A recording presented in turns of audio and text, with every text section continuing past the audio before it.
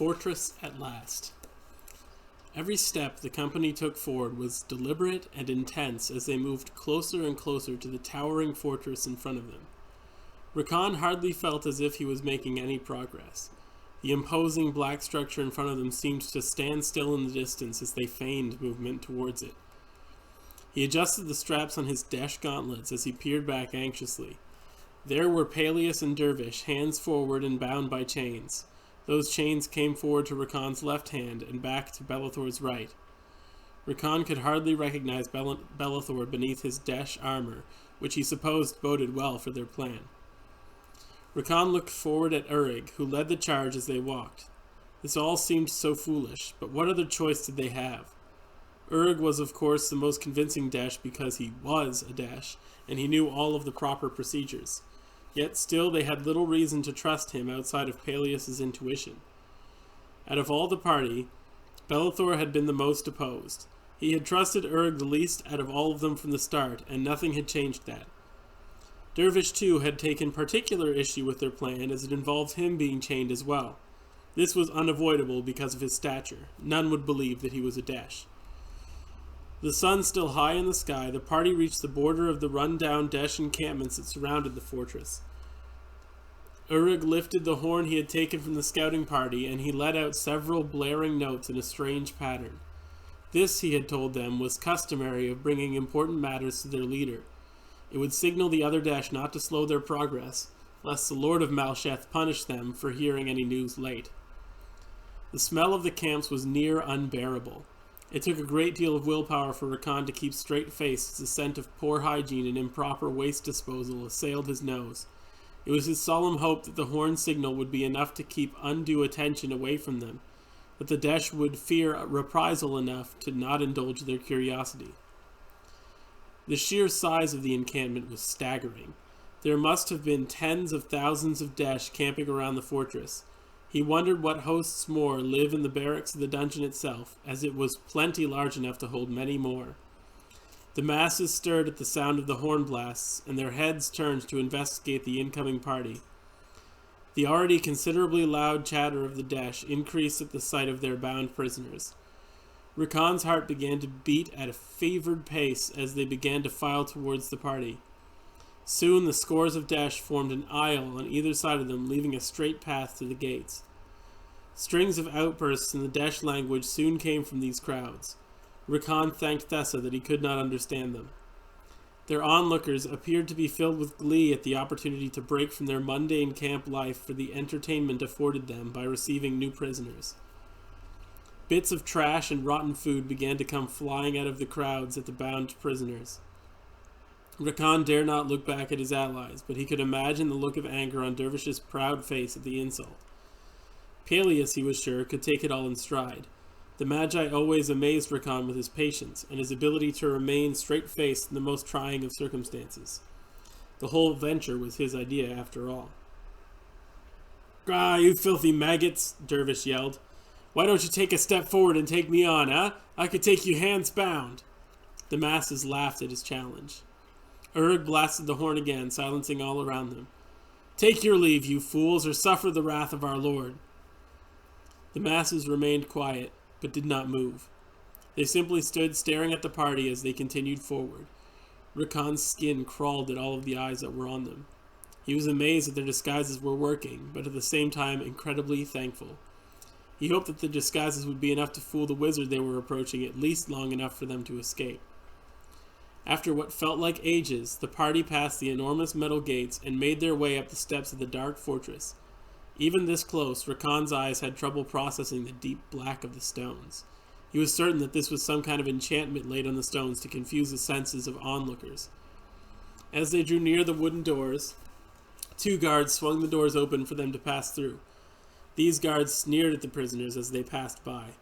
The doors opened to a long passageway, lit only by a line of torches on either side. There were no windows for light to come through, and so the entire fortress was deep and dark. The ceiling stood 40 feet above their heads, and the corridor stretched 20 feet across. Pairs of archways lined the hallway at 10-foot intervals, each of which was guarded by a Desh wearing pitch-black armor. The armor that these interior guards bore was far more elaborate than anything Rakan had seen them wear, even among their generals in the war. It was composed of several metal plates, spaced at the joints to allow freedom of movement. Each plate had an embossed border of gray, standing in contrast to the stark black of the plate itself. On the chest of the armor was a symbol that Rakan did not recognize. The symbol comprised of 2 white semicircles that stood only an inch apart. In the middle of these semicircles was a white staff that bore a blue crystal on its tip. This staff touched both semicircles with each of its ends, therefore connecting the two. This symbol seemed strange to Rakan, and he wondered at what it represented. After passing 10 of these archways, they came to the end of the grand entryway, and a large wooden double door was opened for them to pass through by 2 more guards. They entered the large room, the ceiling of which doubled in height to the corridor through which they had come. The walls must have been at least 60 feet away in either direction, and the room was filled with thick pillars, each bearing torches in a spiral pattern up their height. Rakan wondered idly about the difficulty of replacing the higher torches. Between these arches were long tables lined with benches, as if intended to host great scores of dinner guests, but these were empty of anything but candles. It seemed that none had eaten in this particular hall in the recent past. At the very end of the room stood a set of stairs that led to an elevated throne that overlooked the entire hall.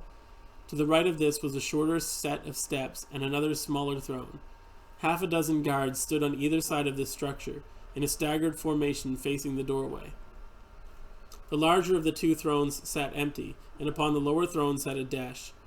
This Desh wore armor similar to that of the guards, but with golden edges on the plates rather than gray. Upon his head was not a helm, but instead a small crown of silver. This crown bore only 1 stone, an onyx at the peak of its largest point. As they approached, this Desh stood to his feet and looked down upon the entering party. "Well, what is this I see?" the crowned Desh asked. "The filthy half-blood brings a surprise.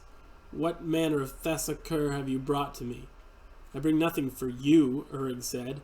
"Where is our master? I will present these prisoners to him. Why bother with his lapdog?" "I'd watch my tone if I were you. Master is not here, and so there are none to stay my wrath should I have you executed on a whim. You will present these prisoners to me, or you will be imprisoned with them. I have little doubt their resentment would go ill for you." The crowned Desh grinned at his own cleverness, exposing his crooked and yellow teeth. For a moment both stood silent, simply staring at each other. Rakan could not see Urug's face, but knew well the look of stubborn determination it likely bore. What had before filled him with frustration, he found himself admiring under the circumstances. "Gone? Where has he gone?" Urug asked. "You know better than that. He goes where he pleases and tells us nothing." Rakan's heart sank. If what the Desh said was the truth, then they had risked everything and gained nothing. Now they found themselves in the middle of an enormous Desh threshold with little hope of escape and gained no useful information about the wizard that led it. "Fine. Then I present to you Dervish, son of Baalman, longtime enemy of the Desh and slayer of many of our kin. Also I present to you Peleus Storm Arrow, leader of the Hand of Fire and long-desired prisoner for the Lord of Malsheth." "Storm Arrow," Peleus said. "That's a new one. I like it." "Silence!" Urg yelled back at him. "Peleus is your prisoner? No wonder you come back with so few men. Though I have to wonder why you bothered keeping the Dweller alive this long. I suppose he will make a fun plaything, if nothing else." The crowned Desh sneered at Dervish, as Dervish cursed at him in Dweller tongue and spat on the ground. Slowly and almost regally, the Desh made his way down the stone steps before his throne toward the party. Rakan was filled with dread as the Desh grew nearer, fearing that this Desh would see through his disguise. Rakan's fears proved to be for naught, as the Desh's attention was focused solely on Peleus. The crowned Desh walked up to the proud Magi and backhanded him with great force, sending Peleus to his knees. The resounding crack echoed through the halls as his hand made contact. He then grabbed Peleus by the chin and turned him to face his malformed and scarred features. "You've killed a lot of Desh, Thessakurver.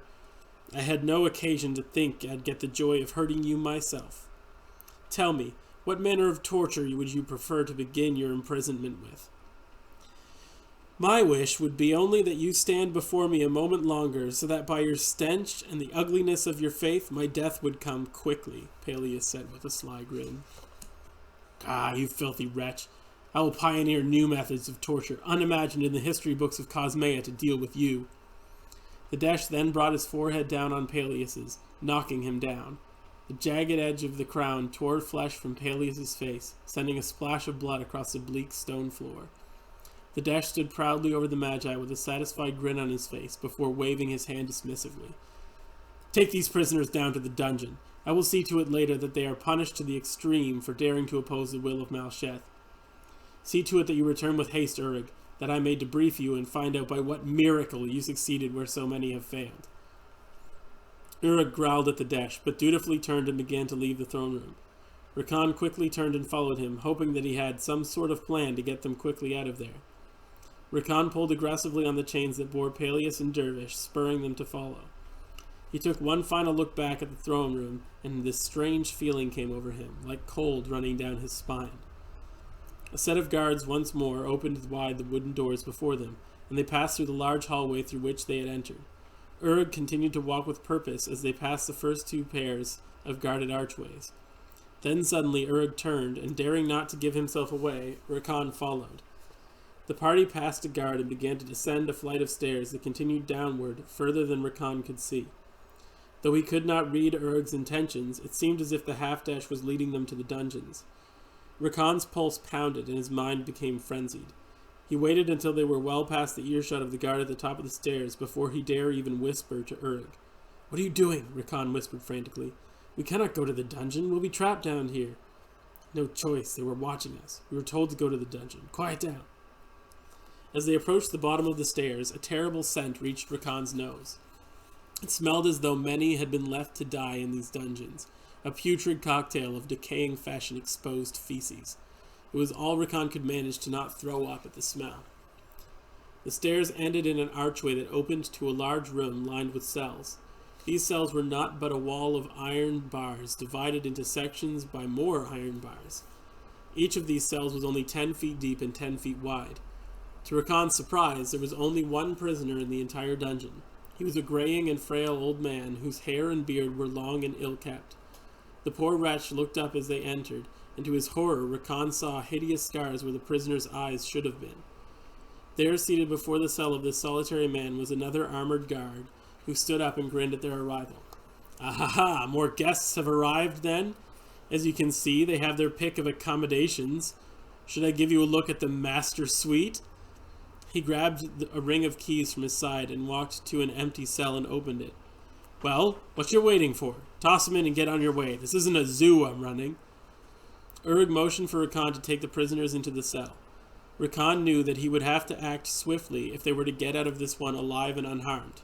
As he walked past the grinning guard, he crouched only for a moment, bent his arm, and with the strength of his legs brought his armored elbow crashing into the exposed neck of the prison guard. The guard was forced back a few steps, gasping with a look of shock and horror on his face. Urug quickly grabbed him from behind as Rakan drew his sword and cut the guard's throat, sending blood spurting from the open wound. Urug let him fall dead to the ground. "What is wrong with you?" Belethor yelled at Urug. "You let us down to the dungeon? I find it hard to believe there would be a back door out of this fortress from the dungeon." Urug walked up to the Lord and looked defiantly into his eyes. "I had no choice. There were too many guards watching us to do anything but what we were told. I knew there was only one guard down here anyway, because we only have one prisoner." "Wait, what?" a weak voice said from behind them. "What is going on? Who is there?" Rakan turned and saw the frail, blind man reaching out and moving his head back and forth, looking in vain for the source of the strange noises. He crawled to the door of the cell and held the iron bars. Rakan swelled with pity at the sight of the man and bent to grab the jailer's keys. "What are you doing?" Urug asked. "We don't have time for this.